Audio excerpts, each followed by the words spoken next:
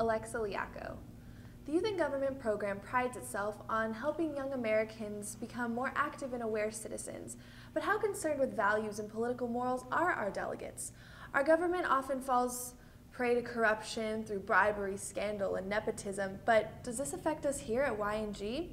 Do our values as mock legislators consciously or subconsciously mirror or emulate the actions of government officials? Tonight on this segment of Y-Line, I'm going to investigate how integrity affects us all. I'm here with Supreme Court Attorney David McCurchin. So, David, what does integrity mean to you? Instead of being lost in the platitudes of others, I think integrity comes down to a very simple idea, and it's the ability that every night you go home and you look in the mirror and you feel good. And when I say feel good, it's you feel free and unburdened. So I'm here with our chaplain, Jamal Barakat, today. I have a question for you. Do you think it's important for politicians to be completely honest, or is there a gray area that's somewhat acceptable? Well, this gray area you mentioned is a very debatable concept, but in a government that's representative of the people, if the politician is going to be dishonest, they're representing a population with this kind of dishonesty. It's just saying that the people are dishonest. Now, are we, me and you, dishonest? I think not. So I don't think there's a gray area in that sense, personally. And how have your values been developed at Y&G? Y&G has fostered great values. I mean, things such as when you pass a bill, you clap. When you don't pass a bill, you hold your respect because you know someone worked really hard in that. And it's little values such as these that go into just the whole entire parliamentary procedure that really furnish such great character. Do you think our government falls prey to corruption? Oh, most definitely. The political party system, to me, is probably the biggest separation, the biggest corruption of our system. I feel that if there is no political party and we just kind of go together as one, then our government it'll become a better system and it'll be more of a model nation around the world. Do you think that the corruption that's seen in the real government plays a part in youth in government and the delegates and how we act here? Yeah, I definitely feel that people don't want to become the real government here. I feel that they want to become something better. They don't want to be stuck with the same corruption that we face every day, and they want to fix the mistakes that we see in the actual government. Do you think our government has fallen prey to corruption? Absolutely. I mean, we're talking about millions of dollars that are missing from the top, given to these banks and these corporations for bailouts and stuff. And there's no reasonable explanation for where this money has gone. You know, a lot of people aren't held accountable for their actions, and I don't know, I think that people kind of tend to take advantage of that. And what does integrity mean to you? Integrity means to me it's what you do behind closed doors that no one sees, what you can go to sleep thinking about and feel all right with yourself. That is integrity, being true and honest to yourself. So the consensus of the delegates remains pretty simple. Speaking about doing the right thing is not enough. Words must be translated into actions and integrated into the way we make our daily decisions. I spoke with the Chief of Staff and the Youth Governor to get their thoughts. When people show a lot of integrity, I think that's really demonstrated by doing the right thing, even though you're not going to get credit for it. I think there are a lot of good politicians out there who possess great qualities and really do well for their constituents and serve in office for a long time. They just don't really get the media attention because they're not ones making a big deal out of everything. They're not making a big fuss, and they're not doing things which would get news coverage nowadays. What's really hard is to model yourself based on your actions and say that if I possess those type of qualities and they're important to me, like being integral or being virtuous, then that doesn't mean just talking about it or doing interviews about it or giving a speech about it at the leadership banquet like I did. It means making good decisions, even when people aren't watching, even when nobody's going to know about it. Am I going to make actions which align with those values? And that's really what my dad started teaching me throughout my life, that you're going to be judged by your actions, and although words are important, they're not nearly as important as the things you actually end up doing. I think that humans fall prey to corruption. There's no person in this world who at times hasn't had a lapse in judgment or hasn't made a bad decision. Although people's heart can be in the right place, their wallet might not just be. Now it's time to put our delegates to the test. They have all agreed that it's important for politicians to uphold a high degree of integrity, but will they themselves uphold the values they promote? Together with the Y-Line crew, we have created an experiment to see if our delegates will practice what they preach. Our actors, delegates from the lobbyist program, asked other delegates to sign their initiatives.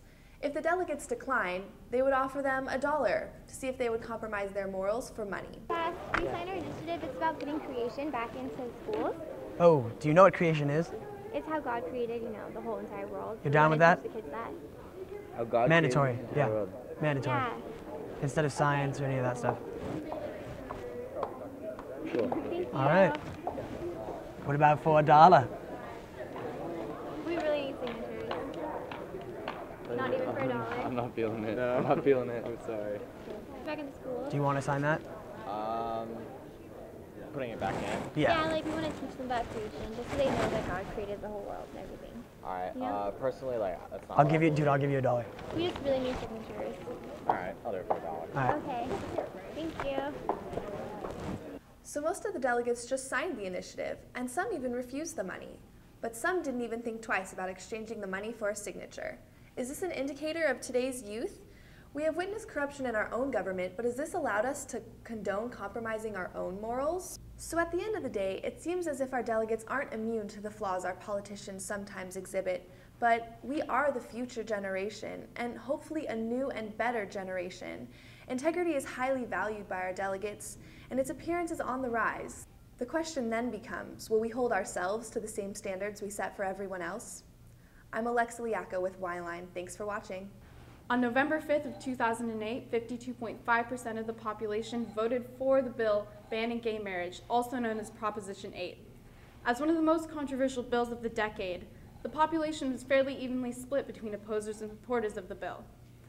Although the law was officially added to the California Constitution, those opposed to Prop 8 refused to stop fighting, and the bill is in the process of being disputed in the Ninth Circuit Court today. To me, it's just a legal document saying that for legal purposes, they can get health care. If something happens and they're in the hospital, that they can see their loved one or their partner.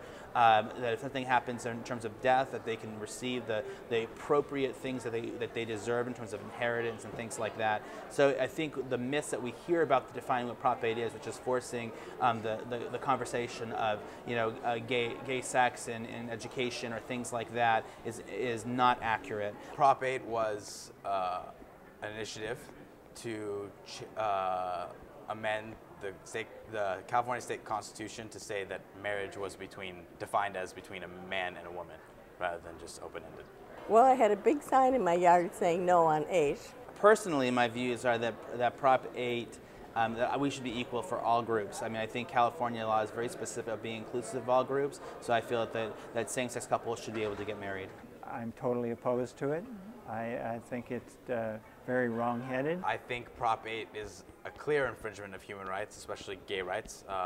I don't think it's the government's place to dictate what is considered marriage, because marriage is a religious term, and I don't think religion and government should be mixed at all. So I do think it's unconstitutional, and it is very wrong.